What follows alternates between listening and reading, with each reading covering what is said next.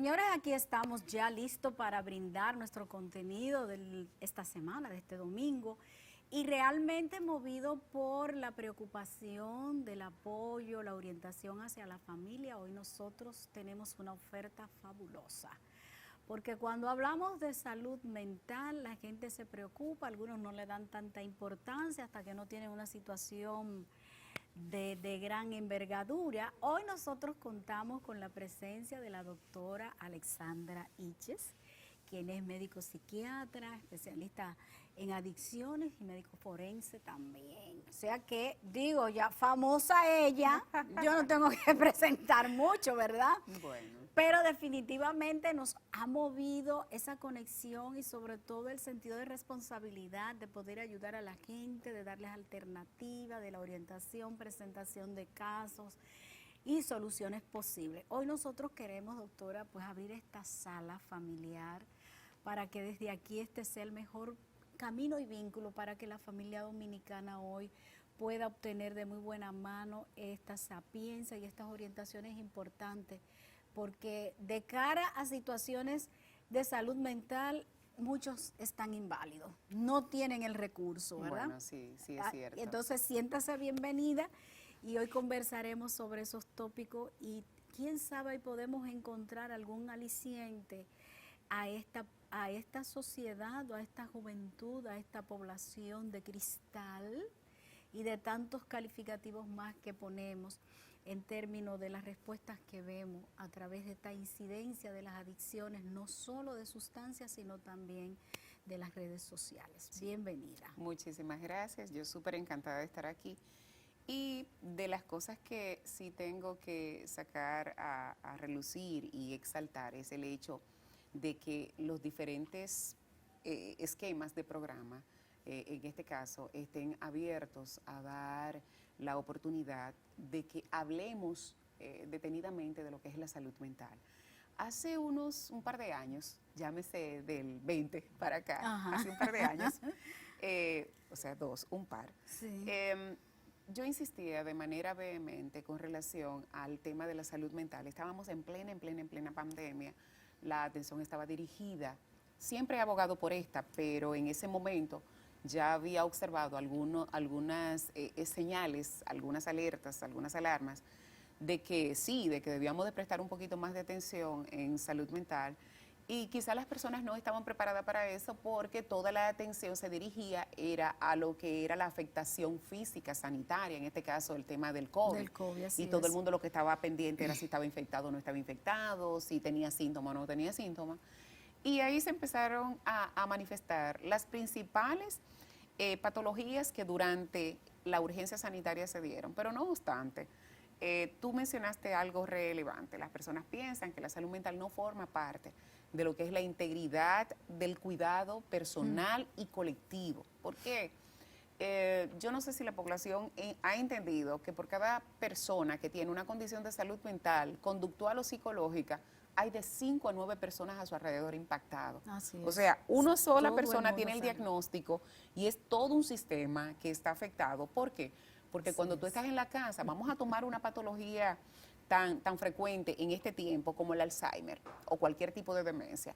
Cuando en la casa tú tienes un paciente, un adulto mayor con demencia, necesita asistencia de 1 y 2 cuidadores, pero resulta que le altera la dinámica al sobrino que solamente venía los fines de semana, ahora tiene que venir 3 veces más.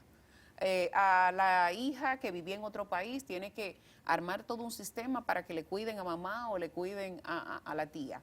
O en su defecto, dejar toda su vida donde está y venir a volverse una cuidadora. Si tú tienes una depresión, si tú eres una mamá en edad reproductiva y tiene un hijo, y tú tienes una depresión, ese niño no va a estar bien cuidado, ese niño no va a ir a la escuela, tú no vas a trabajar, va a aumentar lo que es el índice de pobreza. Entonces, es multifactorial, no es solamente el hecho de que me siento triste o tengo una condición psicológica, como se ha querido normalizar, porque me siento sumamente cómoda de hablar contigo, porque tú entiendes de esto, el hecho de ser psicóloga, pero resulta que la gente ha intentado psicologizar absolutamente todo. Y la situación de salud mental son condiciones médicas, orgánicas, el cerebro se afecta y tenemos que prestarle atención. Eso es definitivo. Y yo sé que en nuestro país la poca cultura, la poca educación y quizás la ignorancia de entender que una situación emocional puede ser la raíz de grandes patologías, no solo emocionales, sino orgánicas, Claro que sí. porque va a desencadenar en contratiempos de salud importantes que entonces se vuelven físicos y ahí es que tú empiezas a notar el detalle. Y a veces es al revés, condiciones físicas, porque incluso hay un acápite de diagnósticos en salud mental, en psiquiatría, que son trastornos psiquiátricos secundarios a enfermedades médicas. O sea, hay enfermedades médicas como la diabetes, el cáncer, la hipertensión, la psoriasis. Un ejemplo, la psoriasis, que es una enfermedad dérmica, afecta definitivamente la fibromialgia, el lupus. Son enfermedades, entre comillas, comunes, pero que dan un impacto, en este caso psicológico, tan contundente que pueden producir un trastorno psiquiátrico. Ejemplo, los pacientes con cáncer, fuera de que la misma enfermedad tiene una connotación de cronicidad, de catástrofe y de muerte, la misma enfermedad y el mismo tratamiento, algunos tratamientos farmacológicos que se usan para el cáncer, producen depresión secundaria, producen ansiedad secundaria, producen insomnio. Y si el paciente no lo identifica como una enfermedad, tiene un pronóstico malísimo, porque resulta que cualquier condición de salud mental afecta el sistema inmunológico. Así es. Y el paciente se mantiene en un círculo vicioso totalmente y no mejora, que es la intención final de todo abordaje médico. Definitivo.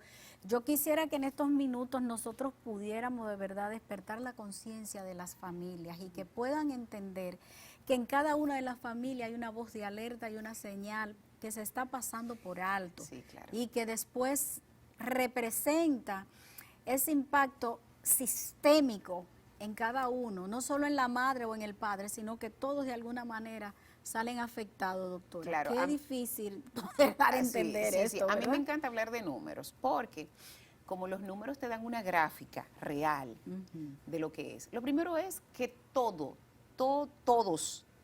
las personas en algún momento de su vida han tenido una condición de salud mental. Ya sea insomnio, ya sea un duelo, ya sea tristeza, ya sea un episodio de ansiedad. Ahora bien, antes de pandemia, aproximadamente entre el 15 y el 20% de la población tenía una condición de salud mental diagnosticada. Si yo te hablo de números, y ahí entro en contradicción, yo peleo muchísimo, ahí entro en contradicción con lo que son mis autoridades, con las autoridades, donde toman números para hablar de epidemia, de pandemia, de sindemias en este caso, que es la pandemia de la pandemia, o sea, la salud mental ahora es la sindemia, porque es una pandemia que se monta sobre otra. Exactamente. Y cuando hablamos de números y hablamos de epidemia o pandemia, ¿qué tú piensas? ¿En qué categoría cae que 350 millones de personas en el mundo tenga una condición? Señores, eso es una pandemia. Y la depresión no está considerada como una pandemia. Cuando nosotros hablamos que más de 50 millones de personas próximamente van a tener demencia, ¿qué es eso? Eso es una pandemia. Cuando tú buscas qué cantidad de personas se necesita. Cuando hablamos de que hay 20% de la población que tiene una condición, estamos hablando de una epidemia y no se toma en cuenta. Pero durante la pandemia, más del 50% de la población tenía una condición de salud mental. Así es. Que desarrolló trastorno de ansiedad, trastorno de somatización, insomnio, debutaron pacientes que tenían... Que eso estaba ahí, doctora. El caldo de cultivo, tenían Nada su más predisposición, necesitaron un detonante. el detonante. Un detonante. Entonces, la pandemia, fuera de sacar esa parte negativa, que fue lo de la pérdida humana, la pérdida económica, los cambios en lo que era la modificación de tu estructura de vida, yo entiendo que la pandemia vino a abrir esa caja de Pandora, que en realidad es la que está viviendo el mundo. ¿Por qué? Porque hasta ese momento, bueno, hay unas estadísticas de algunos países que posterior a la apertura del primer confinamiento, los divorcios se dispararon en un 70%. En Italia, que fue uno de los primeros países que fue afectado, pero asimismo fue abierto, En las 2 primeras semanas, el 70% de los divorcios se dispararon. ¿Por qué? Porque es muy fácil tú tener un matrimonio que sale a las 6 de la mañana y llega a las 10 de la noche. Porque no hay tiempo para pelear. Entonces los fines de semana no podemos pelear mucho porque hay que ir donde la doña, hay que ir donde mamá y hay que compartir tiempo con los muchachos. Entonces cuando estas parejas se vieron 24/7 conviviendo, Con dije, con la agravante, doctora, paréntesis ahí para que lo continúe, de que, señores, somos dueños de nuestra persona, ¿verdad? Me arreglame el cuello, pero no sabemos estar con nosotros mismos. bueno, el tema está que es diferente cuando tú dices, esta semana yo no voy a salir de mi casa, a que te digan, usted no va a salir de su casa. Así es. O sea, hay un desplazamiento de lo que es la autoridad y la autonomía. Así pero es. también, de por sí está descrito, nosotros somos entes sociales, hasta si nos vamos, para los que son creyentes de la evolución, porque yo siempre sí. planteo los dos, para los que son creyentes de la evolución, señores, ¿qué hacía que el hombre fuera un nómada? Era que él no paraba en lugar, porque él se quedaba en el lugar que encontraba sustento, que encontraba un medio para compartir, para volverse social, pero inmediatamente terminaban ahí sus intereses, se iba a otro lugar y a otro lugar. O sea, nosotros somos entes sociales por naturaleza. Claro, hay momentos en donde es imperiosamente necesario que tú aprendas a saborear, a disfrutar lo que es un espacio de soledad, pero el ser humano no es para estar solo. Si fuese así, cuando nosotros enfermamos, no necesitaríamos a alguien que nos asista. Entonces, debemos de saberlo. Y también aumentó lo que fue el tema de la adicción a las adicciones secas o, en este caso, sin sustancia, llámese la tecnología. La tecnofilia se disparó, pero dentro de la tecnofilia hay diferentes tipos de adicciones.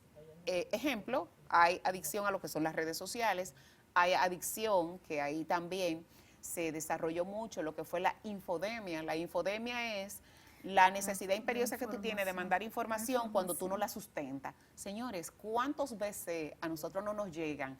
¿Cuántas notificaciones no nos llegan que quien nos las manda ni siquiera supo de dónde vino, sino que le da a reenviar, a reenviar, a reenviar, a reenviar? Y cuando tú vienes Y a así ver, quedamos todos reenviados y locos, Y- saturados. sí, y hay algo en particular que a mí me da mucho. Tú te tardas más tiempo poniendo un mensaje de texto que poniendo un mensaje de voz. Hemos perdido la conexión de hablar. Es diferente que yo te ponga ¿cómo tú estás? En letra, a que yo te diga hola, ¿cómo tú estás? O sea, nosotros tenemos la necesidad imperiosa de sentir la calidez. Ahora hemos sustituido lo que son las expresiones de afecto por íconos, Ay, por sí, emoji. ay, sí. Un abrazo y te mando un muñequito abrazando. Señores, qué diferente de yo decir, mira, te quiero mucho, un abrazo para ti. Cuando te vea te lo doy. O sea, hemos perdido eso. Sin embargo, esta población tiene una gran desventaja. Y tú dirás, ¿por qué? Nosotros, oiga, donde yo me estoy ubicando, los que estamos entre 35 y 50, somos, Ay, es que somos la última generación en donde somos una generación de transición, en donde venimos de hogares muy tradicionales, en donde se fomenta mucho lo que son los valores, en donde se fomenta mucho lo que es la responsabilidad y la atención a nuestros adultos mayores, versus la actualidad que nos toca vivir, que es una sociedad que está imperiosamente metida en la modernidad y que lamentablemente ninguno de esos valores que nos arraigan como personas Para los ellos son tienen. ¿Por qué? importantes. Porque son el resultado, esta generación, lo que se ubican entre 15 y 25, son la generación que coincide, y aquí hay una cuota de responsabilidad para lo que es la figura femenina, por tradición, por cultura, es la población que coincide en la famosa liberación de la mujer en la sociedad. Entonces, querramos o no admitirlo, porque yo sé que me van a vetar con esto, además ya yo sé que yo soy ente de conflicto y ente de discordia. Digo de discordia porque llamo mucho a lo que es el análisis y la discusión. Aunque no lo querramos admitir, la mujer siempre tuvo un papel preponderante en lo que era la crianza de los niños.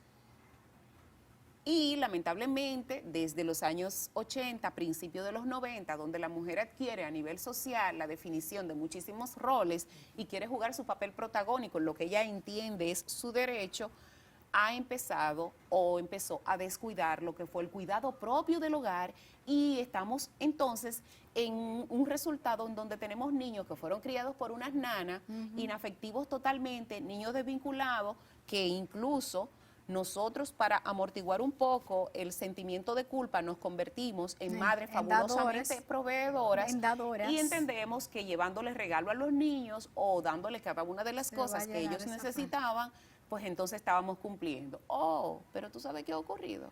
Ese es el resultado que tenemos. Y cuando a mí me hablan, doctora, porque tenemos una sociedad desvirtuada, digo yo, ¿y cuál fue tu cuota? ¿Cuál fue tu cuota? Porque todos tenemos una cuota de responsabilidad en esto. Porque a eso se le puede agregar también, doctora, que el hecho de no implica qué. Porque yo puedo como mujer jugar mi rol social. Definitivamente. Pero mi rol de madre, mi rol de esposa y mis dimensiones, yo no lo puedo al final delegar en una sola postura. Al final, a ti te toca hacer, ejemplo, intervención en consulta. Sí. Pero a mí me toca una parte muy sensible, que yo hago intervención en consulta, pero intervención también en hospitalización. Y a mí me toca mucho trabajar lo que es ese momento alto de vulnerabilidad que tienen las personas cuando tú estás postrado o acostado en una cama. Señores, cuando hacemos un análisis pleno, y aquí voy a traer a colación un refrán que siempre me decía mi abuela, yo me acuerdo que cuando yo estaba pequeña, yo estaba ofuscada por unos zapatos que fueran negros, porque mi mamá me compraba solamente zapaticos blancos, y yo quería unos zapaticos negros. Y yo atacando a mi abuela para que me regalara unos zapaticos negros, y ella me dio una lección de vida que yo la aprendí. Ella me dijo, ok, me entró a la tienda, yo tenía 6 años, literal, y me acuerdo como ahora. Me entró a una tienda que estaba en El Conde, que se llamaba Tarrazo. Me entró a esa tienda y me dijo, ok, si logra ponerte esos zapatos encima de lo que tú tienes, te los compro. Nunca me lo iba a poner. O sea, tenemos solamente 2 pies y tenemos muchísimas cosas. Y cuando tú estás en ese momento de vulnerabilidad, tú te das cuenta que el problema no son las cosas materiales que tú tienes, que el problema no es el dinero que tú puedes tener, porque en COVID muchas personas con un alto valor económico, con mucho poder adquisitivo, señores, fallecieron. Y si se tratara de que la salud, no solamente la orgánica, sino la mental, la pudiéramos comprar, no existieran enfermedades, porque todo el mundo hiciera un préstamo, todo el mundo hiciera un compromiso económico para quitarse de encima muchacha, cada una de esas enfermedades. Pero no es posible, no. Entonces, en esos momentos de vulnerabilidad nos damos cuenta que solamente vamos a tener aquellos valores que hemos arraigado como persona. Es muy triste lo que estamos viendo, es muy triste el tú vivir. Señora, a mí me parte el alma cuando a mí me toca un paciente que hasta lo dejan abandonado. Sí. Y uno no puede hacer un juicio de valor a priori porque, antes de todo, yo lo que digo, bueno, ¿qué habrá sido de la vida de esa persona antes de que los que están a su alrededor decidieran esto? No, y que muchas veces, doctora, la incapacidad para manejarse y abordar un caso como estos no es fácil. El otro se desgasta y a veces hasta ya no ¿qué voy a hacer? Sí, el detalle está que el otro llega a ese desgaste cuando el entorno no ha identificado que es una enfermedad. Así es. Entonces, cuando ya lo hacen, o están desgastados, o ya no hay recursos, o ya están, como diríamos en buen dominicano, hartos. Sí, están hartos. Hay que hablarle porque, claro mire, a la población. doctora, yo sí creo que hay que decirle a la población claramente que tener un paciente psiquiátrico es lo más desafiante que hay como familia. Sí, y que incluso ya hay patologías descritas. Existe lo que se llama el síndrome del cuidador. Sí. El síndrome del cuidador es aquellas patologías que desarrolla quien cuida a un paciente. O sea, tú puedes estar totalmente sano y tú tienes un nivel de sufrimiento doble. Oye lo que dice la doctora, oigan el nivel para que ustedes sepan la capacidad de desdoblamiento que hay que tener para manejar un paciente psiquiátrico o psicológico, que muy bien apuntaba Ramón ahorita y nos cuestionaba y me ha cuestionado a mí en mi momento. ¿Y cómo es que tú haces que tú no sales loca también con tantos casos y tantos problemas? Tú sabes que a mí me encanta la palabra loca. A mí me encanta la palabra loca. No está permitido, pero para que nos entendamos, ¿verdad? Sí, inclusive si nos vamos a la definición etimológica está correctamente dicha. Sí, Lo que sí. pasa es que nuestro pueblo y nuestra región, llámese Latinoamérica, define la palabra loca en manera despectiva, de manera de Sí, mofa, pero sí. cuando hablamos de loca, de loco, hablamos del verbo locura, o sea, hablamos de lo que es la locura y la locura está definida como la pérdida del juicio. Ahora bien, usted sabe que es así, pero usted lo utiliza de manera despectiva para, en vez de decir, mira, tú pudieras tener una condición de salud mental, yo te digo, pero tú puedes ser una loca. O sea, se ha desmoralizado se ha la palabra. desmoralizado, así Pero es. nuestra población entiende y sabe que no lo digo con esa intención, sino para ubicar lo que estamos definiendo en cada uno de los conceptos. Cuando hablan mira, tú eres una loca, tú esto, digo yo, acuérdate que las enfermedades mentales son egodistónicas. Y me dicen, ¿cómo así? Digo yo, que tú siempre piensas que está bien y que el otro el que está El que mal. está mal, así Entonces, es. vamos a ver si el que tiene el conflicto no eres tú. Y que vamos a identificar dónde está el Sí. problema. Ramona, guarda los dedos. Guarda los dedos, porque aquí hay muchas cosas que yo no la puedo soltar. Sí. Porque con el preámbulo y la explicación que la doctora y el escenario que ha planteado, nosotros que tenemos de que algo programado, aquí no se programa nada porque las cosas salen Sale solas. fluyendo. Entonces, esa desvirtualidad que se ha dado con los roles de la mamá, del papá y una serie de detalles que conocemos a nivel de familia. Ajá. Y todas estas adicciones en términos de las redes y la falta de control, esa autoridad que se pierde porque ya los muchachos, ay, es lo que yo diga. Bueno, es que Yo te voy a presentar algunos casos puntuales de lo que viven las familias dominicanas hoy y yo quiero que tú trates de ponerle nombre. ¿Por qué? Porque yo quiero que esas familias que tienen esas situaciones sepan que eso representa una voz de alerta Claro. para no caer en un cuadro que posteriormente pudiera desencadenar en todo lo que nos estamos riendo aquí, viendo como trágico. aunque yo te voy a decir a ti algo, si a mí me pusieran y me dijeran, doctora, diga que usted recomienda para todo el mundo, es una consulta de salud mental. Ah, yo estoy de acuerdo. Mira, y cuando tú dices Estoy muy de que acuerdo. nuestra población ha perdido los límites de la autoridad, es que no lo conoce.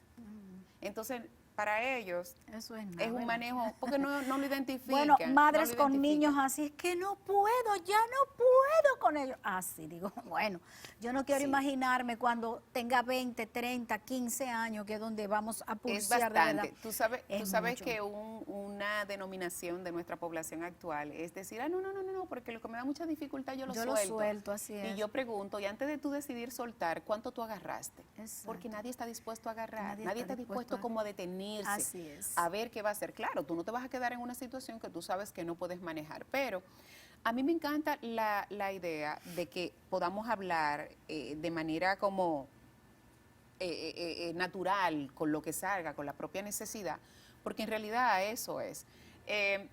Nosotros tenemos ahora mismo muchísimas condiciones que son inadvertidas por lo que están, el tema del uso y abuso de sustancias, el tema de las adicciones está 1A. El tema de lo que son los trastornos anímicos, en este caso mucha depresión, ¿por qué? Porque no lo identifican, las personas piensan que tú estás deprimida solamente, tú estás llorando como una magdalena el día completo. Pero yo te voy a hacer una pregunta, tú que tienes que venir todos los días a un trabajo, aunque tú no tengas ganas de pararte de la cama, tú tienes que ir. Cuando tú llegas al parqueo de ese carro, que tú te miras en el espejo, tú dices, pero yo no puedo entrar así, déjame ponerme un chin de pintalabio. Y tú no te estás dando cuenta que tú lo que estás enmascarando los síntomas depresivos. Cuando tú dices, ay, mira, yo no tengo, tú vas al salón 2 veces a la semana y tú empiezas a ir una sola vez. Ay, no, es que ahí hablan demasiado, dicen muchas cosas. Tú te has puesto a analizar por qué tú estás empezando a desarrollar esa selectividad por tu zona de confort, por tú estar aislado, cuando tú dejas de disfrutar las cosas que tú hacías, cuando tú antes eras sumamente plena, espontánea, tú no te das cuenta que has empezado a procrastinar y todos esos son síntomas actuales de la depresión. El llanto se queda de última línea. ¿Sabes por qué? Porque ¿cuántas personas no te dicen a ti, doctora, yo me siento tan mal que ni llorar puedo? Así es. O sea, entra una incapacidad Una para la incapacidad. manifestación de las emociones. Y sobre todo para poder identificar y aceptar. Pero hay un dato, doctora. Vamos. De Ramona, tranquila. Ten fe que todo va a salir bien. Sí. un hogar dominicano cualquiera, un joven, 15, 16, 25, 30 años, vamos a poner 25 años, la media, ¿verdad? Llegamos hasta 25 años, el día entero encerrado con un dispositivo, desertar de los estudios, quedarse ahí, tener la excusa que yo trabajo por aquí, por las redes, una serie de detalles. O sea, estos cuadros en un hogar cualquiera, ¿cuál debe ser esa afrontación de los que están viendo y que quizás no le hace sentido ver un abandono y una desconexión social tan extrema? Mira. ¿Qué puede pasar con una persona en ese estado? Bueno, fíjate que yo dije incluso que muchos de los roles que nosotros hemos asumido actualmente es convertirnos en famosos proveedores, porque se supone que cuando un joven ya tiene un retraimiento, un aislamiento total y una conexión solamente con aquellas actividades que no necesita interaccionar con nadie